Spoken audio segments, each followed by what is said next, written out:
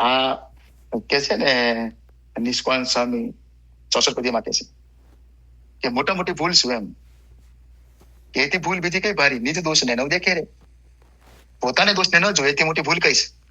એ જ ભૂલ છે કે હું મારા દોષને જોતો જ નથી, મારામાં આટલી અવગુણો પડ્યા છે, દોષો પડ્યા છે, એ તરફ મને લક્ષ્ય જતું જ નથી. એ આપણને ખબર પડે છે. અને આ જ વાક્ય અને શબ્દો બદલ્યા. ધૃતરાષ્ટ્રે કહ્યું કે ન સ્મરામી આત્મન કિંચિત પુરા સંજય દુષ્કૃતમ. સંજય ધૃતરાષ્ટ્ર કહે છે, સંજય મેં પૂર્વે કોઈ દુષ્કૃત્ય કર્યું હોય એવું મને યાદ નથી, છતાં મારા પુત્રો કેમ હણાયા? એને ખબર નથી, પોતાની ભૂલ એ જોતો જ નતો. એટલે ધૃતરાષ્ટ્રને ખાલી બાહ્ય ચક્ષુ નહોતા, એવું અંતરચક્ષુ પણ નહોતા. બાહ્ય ચક્ષુ નહોતો, આંધળો હતો, બરાબર છે, પણ અંતરચક્ષુ અંતરદ્રષ્ટિ જ નહોતો. એટલે એનો જે પ્રભાવ છે એ દુર્યોધનના એમાં આવ્યો. સમજો ને, એક જે કઈ કરતો દુર્યોધન મુખ સંમતિ હતી એની. ધૃતરાષ્ટ્ર એમ તો મારો છોકરો સારો છે, બસ જે કરે છે તે કપટી થયો, બધું થયું, પણ એ પાછો વાળી શક્યો નહીં ધૃતરાષ્ટ્ર. એટલે આ અંતરદ્રષ્ટિ, આજે અંતરદ્રષ્ટિ આ છે કે છોકરાને નાનપણથી સત્સંગમાં ન લાવીએ, પછી મોટો થાય ને ત્યારે આપણે એમ કહીએ કે ભાઈ મોટો થયો, આપણે કઈ નથી કહી શકતા છો, પણ પહેલેથી તમારે એને લાવવું જ જોઈએ. નાનપણથી જ એક દિવસ એવો ન જાય પૂજા કર્યા વગર નો હોય, કપાળમાં તિલક ચાંદલો કર્યા વગર નો હોય, એક દિવસ એવો ન જવો. અને રવિવાર આવે, શનિ રવિ મંદિરમાં જ હોય, એ તમારે સેવામાં લાગી ગયો હોય, આ હોય સત્સંગની સેવામાં, સભામાં, સંચાલનમાં, આમાં તેમાં, એમ છોડી દેવો જોઈએ.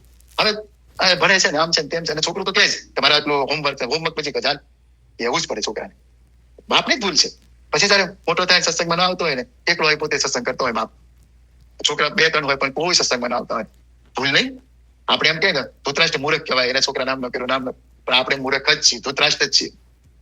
તો છોકરા ઉત્પન્ન કરવાની તો જરૂર નથી. છોકરા ઉત્પન્ન કર્યા, જો તમે એને સંસ્કાર ના આપી શકતા હો તો આપવા જ જોઈએ. પહેલેથી કેવું છે કે આ કરવાનું, તાર પતિ નાનો હોય ને ત્યારે બધું માનતો હોય ને. આ સત્સંગ જ આપણને એ શીખવાડે છે, માતૃદેવો ભવ, પિતૃદેવો ભવ. નાનપણથી એનો કે મારે આવો બનાવો છે, તેવો બનાવો છે ને, તું ભણ ને ભણવા અને પૂજા મૂકી દે.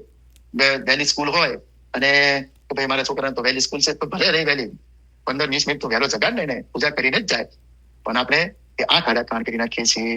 એટલે અંતરદ્રષ્ટિ આ સમાજમાં પણ, સાંસારિક જીવનમાં પણ, પારિવારિક જીવનમાં કેટલી અગત્યની છે એ આ ધૃતરાષ્ટ્ર અને દુર્યોધનના પ્રસંગે ખબર પડે છે. આવું થાય છે, આપણું બધાનું આવું થાય છે. એવા કેટલા કુટુંબોને હું પરિચયમાં છું કે પેલા નાનપણમાં બાળ મંડળમાં છોકરો આવતો હોય અને બધું જ એ કરતો હોય, ભૂખતો હોય, સભામાં સંચાલન કરતો હોય, બાળ કાર્યકર થઈ ગયો હોય, બધું જ હોય.